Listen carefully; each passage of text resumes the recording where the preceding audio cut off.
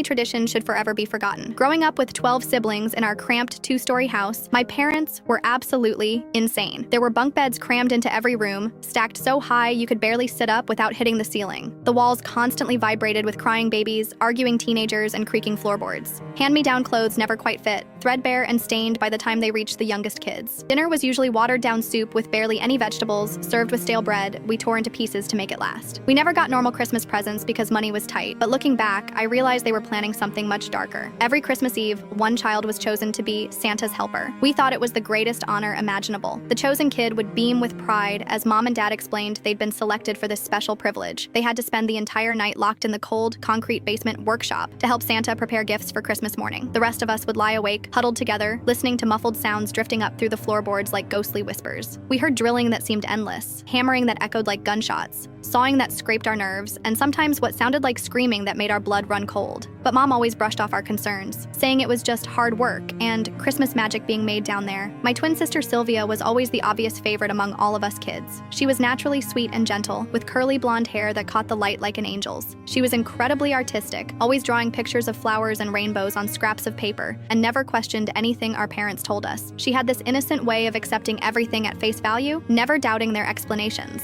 Last Christmas Eve, when we were both 8 years old, she was chosen to be Santa's helper. The rest of us were genuinely jealous. Sylvia practically glowed with happiness as Dad led her down the creaking wooden stairs. I remember lying in the top bunk that night, staring at the water-stained ceiling and counting brown spots. My younger brother Jake was tossing and turning below, and I could hear other kids whispering nervously in the darkness. The sounds from below got really bad around midnight. Sylvia's screaming was completely different from previous years when other siblings had been chosen. It was more desperate, more raw, more terrified, like an animal caught in a trap. When I tried to sneak downstairs to check on her, Dad was waiting at the basement door like a guard. His eyes looked wild and unfocused, and he blocked my path, firmly saying Santa needed complete focus for his important work. Christmas morning came gray and cold, but there were no presents under our pathetic little tree. Dad nervously explained that Santa was running behind schedule, and we would get our gifts later. His voice cracked, and he kept wringing his hands. But Sylvia never came upstairs for breakfast, lunch, or dinner. When we kept asking where she was, our voices getting more panicked, Mom would start crying uncontrollably and repeat that Santa took his very best helper back to the North Pole with him. I snuck down to the basement that afternoon while everyone else was napping. The door was unlocked for the first time in hours. What I found still haunts my nightmares. Sylvia tied tightly. There were fresh drill holes in arm. A crumpled note nearby was written in Dad's unmistakable handwriting. Practice makes perfect helpers. I screamed louder than I ever had in my life. The police arrived within hours after neighbors called about the noise. Sylvia miraculously survived. All 13 of us kids were immediately separated and sent to different foster homes scattered across the state. We haven't seen each other since that terrible day. We miss you every single day, Sylvia. I hope you found a real family who loves you properly. That was 25 years ago.